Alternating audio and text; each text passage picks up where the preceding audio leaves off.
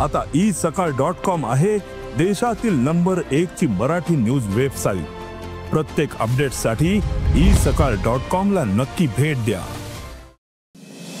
नमस्कार, मी रुचिता। ॲग्रोवन मध्ये आपल्या सर्वांचं स्वागत। आपण आजच्या ॲग्रोवन शेत मार्केट पॉडकास्ट मधून महत्त्वाच्या 5 शेतीमाल बाजाराचा आढावा घेणार आहोत। आज आपण डाळिंब, तूर, बाजरी, मोहरी आणि वांगी बाजाराची माहिती घेणार आहोत। बाजारात मागील काही दिवसांपासून वांगी आवक कमी झाली आहे, मात्र दुसरीकडे वांगीला चांगला उठाव आहे। त्यामुळे वांगीचे दर सुधारलेत। राज्यातील बहुतांश भागात पाऊस सुरू आहे, त्याचा परिणाम वांगी उत्पादनावर होतोय।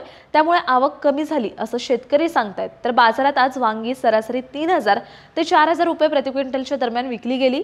बाजारातील आवक पुढील काही आठवडे कायम राहण्याची शक्यता आहे, त्यामुळे वांगी दरही टिकून राहू शकतात असा अंदाज वांगी बाजारातील व्यापारी व्यक्त करतायत।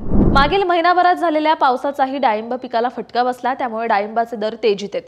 डाळिंबाला उठाव चांगला असला तरी पुरवठा कमी आहे, त्यातही गुणवत्तापूर्ण मालाची टंचाई आहे, त्यामुळे डाळिंबाचे भाव तेजीत आहेत। डाळिंबाला आज सरासरी 7000 ते 9000 रुपये प्रति क्विंटलच्या दरम्यान भाव मिळाला।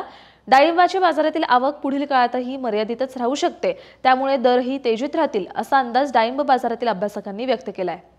बाजारातील बाजरीची आवक टिकून आहे, त्यामुळे बाजरीचे दरही मागील 2 महिन्यांपासून स्थिर दिसतायत। यंदा देशातील बाजरीचं उत्पादन वाढल्याचा अंदाज आहे। बाजारातील आवकही चांगली आहे, परिणामी दरात अपेक्षित सुधारणा दिसली नाही। बाजारात बाजरी आजही सरासरी प्रति क्विंटल 2400 ते 2800 रुपयांच्या दरम्यान विकली गेली।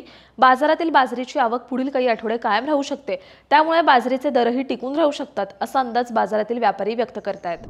मोहरीचे दर मागील काही आठवड्यांपासून काहीसे सुधारले। तेलाचे दर वाढल्याचा आधार मोहरीच्या भावाला मिळतोय। देशातील बहुतांश भागात मोहरीचा बाजारभाव हमी भावापेक्षा जास्त झालाय। मोहरीमध्ये तेलाचं प्रमाण जास्त असतं, तसंच मोहरीच्या पेंडेला उठावही चांगला आहे, त्यामुळे मोहरीचे दर सुधारलेत।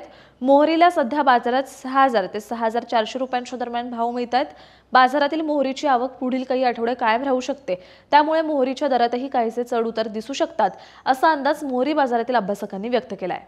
तुरीच्या बाजारातील मंदी कायम आहे। वाढत्या आयातीमुळे देशात तुरीची उपलब्धता चांगली आहे, तसंच सरकारने मार्च 2026 पर्यंत तुरीची आयात खुली ठेवलेली आहे, यामुळे आयात कायम राहणार आहे, याचा दबाव दरावर येतोय।